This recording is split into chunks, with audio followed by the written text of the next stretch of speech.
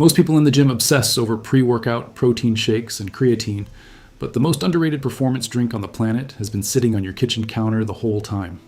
Coffee. Not just any coffee, though, because the type you drink when you drink it, and what's in it changes everything. Some versions spike your cortisol and crash your energy mid-session. Others actually support fat burning, sharpen focus, reduce muscle inflammation, and help you recover faster. So let's go through all of them. And let's talk about what each one actually does to your body.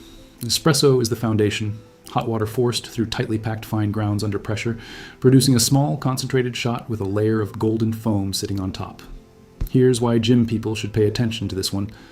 Espresso delivers one of the highest concentrations of antioxidants per milliliter of any coffee drink.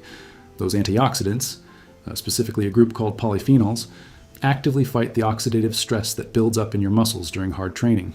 Every heavy session produces free radicals. Polyphenols help neutralize them.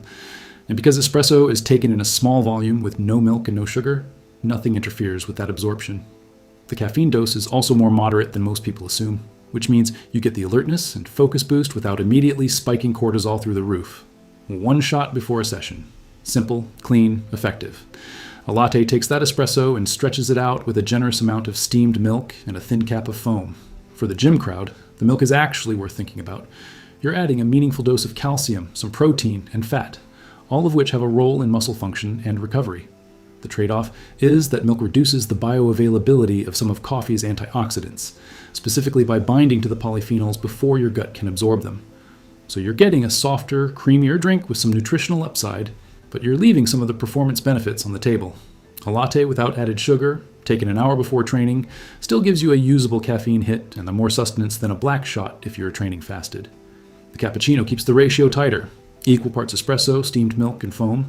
That balance means you get more coffee relative to the milk than a latte, which preserves more of the antioxidant value while still giving you the satiety of dairy. It's a stronger cup in every sense. Traditional cappuccino is a morning drink, and for training purposes, that timing makes sense. You get the caffeine window, the anti-inflammatory polyphenols, and some protein from the milk all in one hit before you head into the day. An Americano is espresso with hot water added. Nothing else. No milk, no diluted antioxidants, no hidden calories. Just extended espresso. For anyone cutting, tracking macros, or trying to keep their pre-workout nutrition as clean as possible, this is one of the most logical options on the list. 0 calories, solid caffeine, and the full antioxidant payload of a shot, without the intensity of drinking straight espresso. It hits differently than drip coffee too.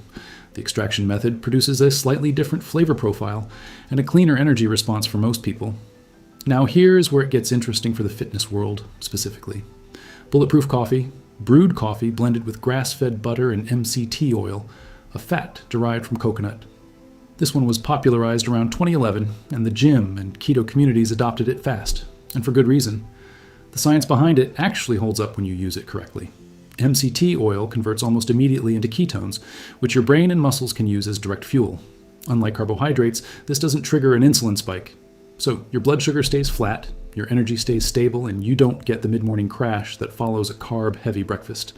The grass-fed butter adds fat-soluble vitamins, A, D, E, and K, along with a fatty acid called CLA that has shown some evidence for supporting fat metabolism. The fat content also slows the absorption of caffeine, which means, instead of one sharp spike and a fast drop, you get a longer and more sustained release. People who use it as a pre-training drink on fasted mornings report better mental clarity and more even energy through the session. The criticism is valid if you treat it as an add-on to breakfast. The calorie load is real. But as a meal replacement before a fasted session, it's one of the more intelligently designed functional drinks in this space. Cold brew is coffee extracted with cold water over 12 to 24 hours. No heat is ever involved. The slow extraction pulls a different chemical profile from the bean. Heat is what releases most of the bitter, acidic compounds, so without it, you end up with something smoother, naturally lower in acidity and easier on the gut. For athletes and gym regulars who train early in the morning or deal with acid reflux, this matters. Cold brew is significantly gentler on the stomach lining and tooth enamel than hot coffee. The caffeine content is actually higher in most commercial cold brews because of the longer extraction time and higher coffee-to-water ratios used. That makes it a genuinely strong pre-workout option. More caffeine, lower acidity, easier to drink fast before a session. It also keeps in the fridge for up to 2 weeks, so batch brewing on a Sunday and having it ready every morning is a practical system. Nitro Cold Brew takes the same cold brew base and infuses it with nitrogen gas, serving it on tap with a creamy head like a draft beer. The nitrogen bubbles are much finer than carbonation, which creates a thick, velvety texture and a perception of sweetness that isn't actually there.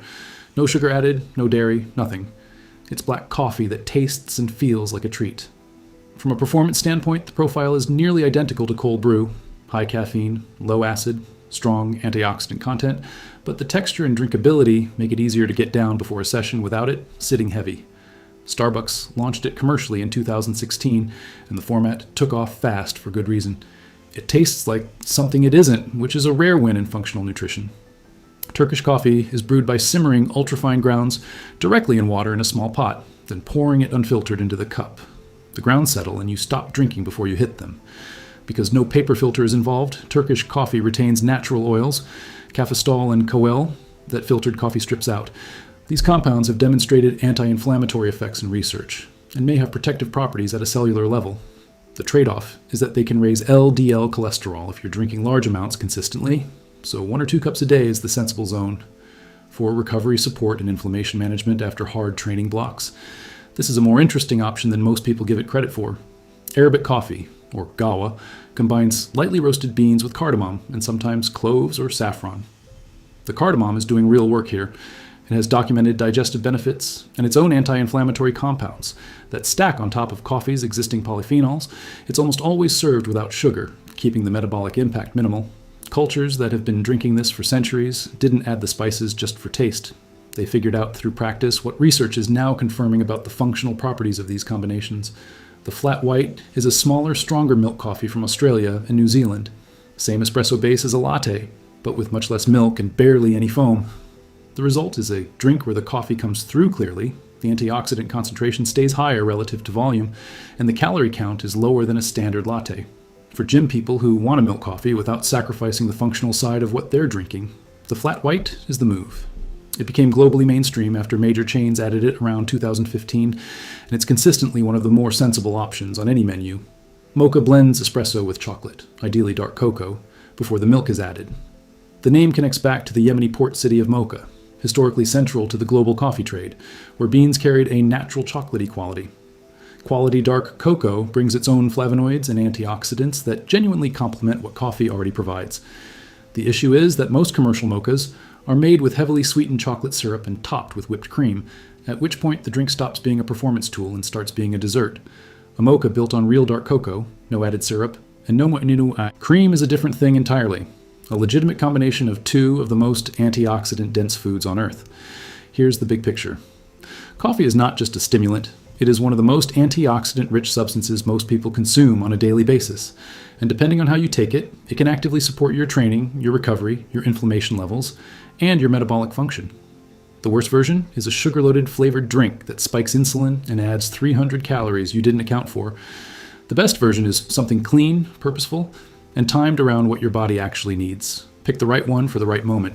Your performance in the gym doesn't start when you pick up the barbell. It starts with what's in your cup. If this changed how you think about your morning coffee, hit subscribe. Because we break down exactly this kind of thing every week. Nutrition, performance, recovery, the stuff that actually moves the needle. And drop a comment telling us what you're drinking before your sessions right now. We're curious, and we might just make a video about it.